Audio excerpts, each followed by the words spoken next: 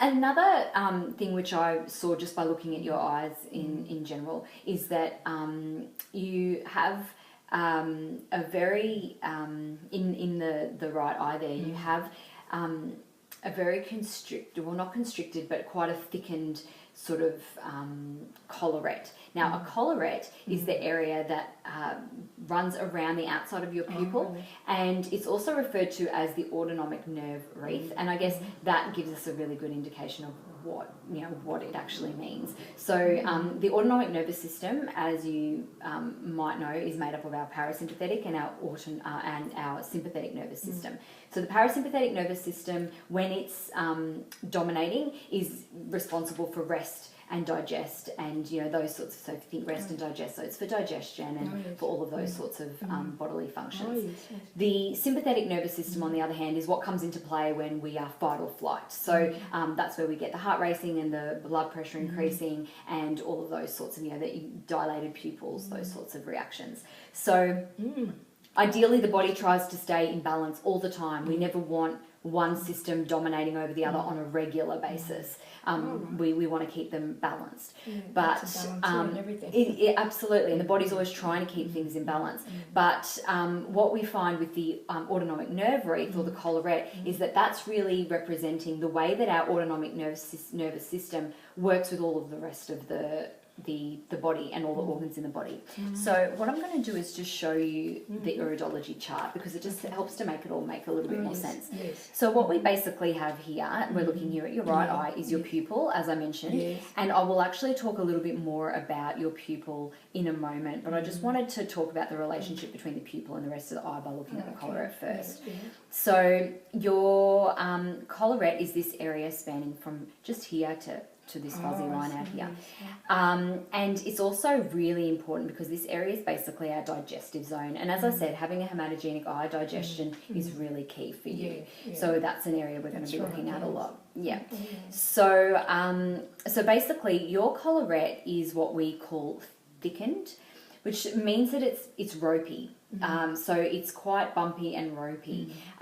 It's balanced, so it's in the right place, and it's in a and it's very very round. So some people are very jagged or wispy sort of collarettes. Yours is very round, very compact, but it's quite thick. And essentially, what that means, basically what that means is that it can lead us to. Oh, sorry, my chart just fell. Let's pick that up. It can mean that we are just a little bit more predisposed to having a fermentative sort of stomach. And a fermentative stomach basically means that we might have lowered levels of stomach acid, or we might have high levels of things like glucose circulating and things like that. Right, so if we don't have enough acid in the stomach, then it's basically going to mean that it's not going to be strong enough to do the digestive work that we need done. So things in the stomach can start to ferment, if you like, and we can also end up with a lot of those digestive symptoms and other symptoms that we'll talk about soon as well.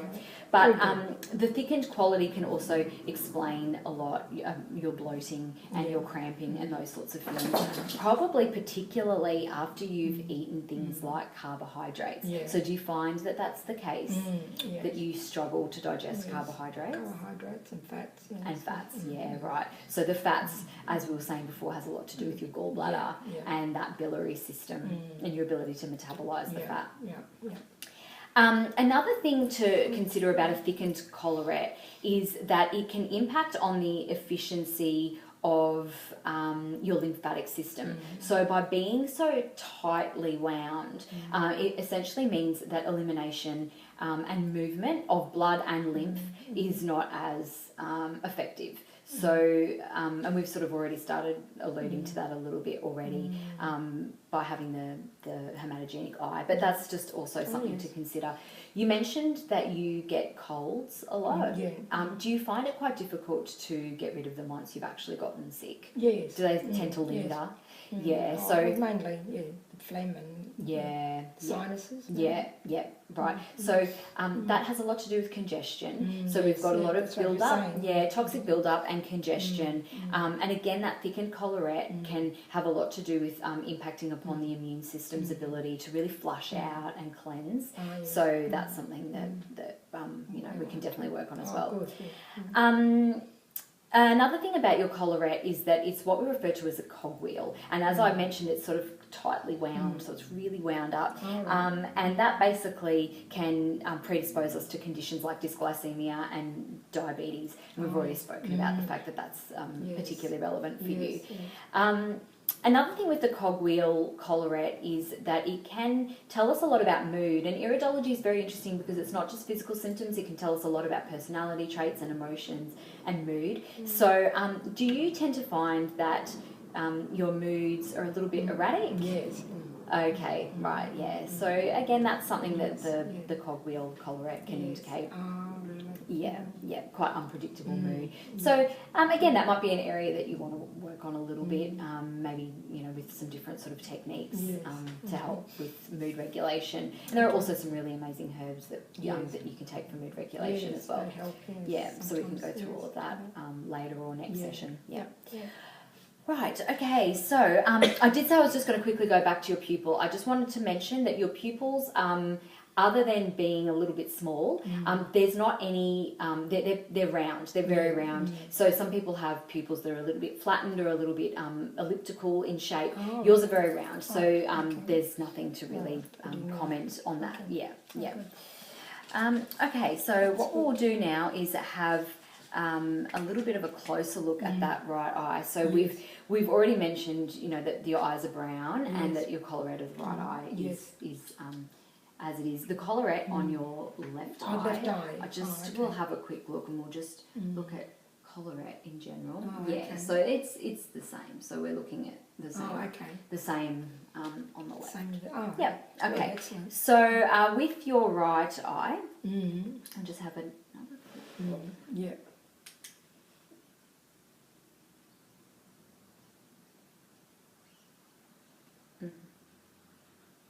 Okay. Yeah, that's great. Okay. So, what I'm noticing is that your digestive zone, which we've already been speaking about, but your digestive zone is actually darker in colour to the rest of the iris. So even though your iris is brown, the actual digestive zone is darker in shading. So what I also see through that area is, and one of the reasons why it appears much darker is because you have what are known as radial furrows, and I'll show you a picture of it. Oh, okay. So you've got some very deep radial furrows through that area. Interesting. Right, so I'll show you what they are and then I'll explain to you what they are. So this is what a radial furrow looks like. Oh, yes. These really dark sort of spokes on a wheel is another way to think about them. So, and yours are actually down in here through this digestive zone, so closer to the pupil. Like that one, is it? That's right, in through here. In through there. Yeah, and you've got a lot of them and they're very, very tight and deep, if that makes sense. Oh, yes. So that can basically indicate that you've got some, again, congestion, tightness through the digestive system or through that digestive zone, and obviously in that sort of spasmodic state it's very difficult for the digestive organs to move slowly and appropriately so that we're absorbing nutrients and eliminating toxins. So in that, that's right. So it's important. Exactly. So in that, in this particular case, then we would look at the potential for, again, lowered gastric juices like we were talking about before, and the potential for toxic buildup, which could be causing some of your digestive complaints. So we need to look at flushing that out and getting your digestive organs to release and relax rather than being so tightly wound, because radial furrows generally mean that we're really tightly wound. You can tell in my eyes. Another, so moving on just with your radial furrows, so you've got them down in through that digestive zone, but outside of that, You've also got some major ones. Now, what major radial furrow means is that it goes outside of the digestive zone and all the way out through the rest of the iris, so it's not just contained to that digestive area. So you've actually got some radial furrows in your in the mastoid reflex zone. So I will just show you where we're seeing these. So we've got some radial furrows in here through the mastoid zone. Oh, I see. Have you ever ground your teeth that you're aware of? Has the dentist ever mentioned? I used to once, yes. Right, yeah, Very badly, okay. yeah. So that can indicate, a radial furrow through the mastoid area can indicate that that's where you hold a lot of your tension, and this is the mastoid. So your joints for chewing and things like that. So if that's where you hold some of your tension, then that's showing up here in your iris. Another area where you've got quite a lot of major radial furrows, which are quite significant, and they really stand out, is through here, what we call the vitality zone. So it's the head zone. Yes. And you can see there all of the things that are related to that. Oh, yeah, the senses. So, all of our senses, communication, coordination, anxiety again. So, you mentioned earlier that you tend to get quite foggy and vague in the head. So that's is... problem sometimes. Yeah, that's right. So definitely that seems to be an area here of nurturing for you, where we need to work a little bit on getting better circulation up to the head, releasing through the head, so that we can start unlocking some of these things like our vitality. Another area where you did have some more significant radial furrows were, not surprisingly, through the liver, where we already spoke a little bit about the biliary, predispositions that you have to liver congestion and things like that. You also have some through the kidney zone. Do you have any, I guess, not problems with urination, but when you do urinate, what colour can we generally say that it is? Is it clear or is it dark? It's clear. Clear? Yes. Not cloudy?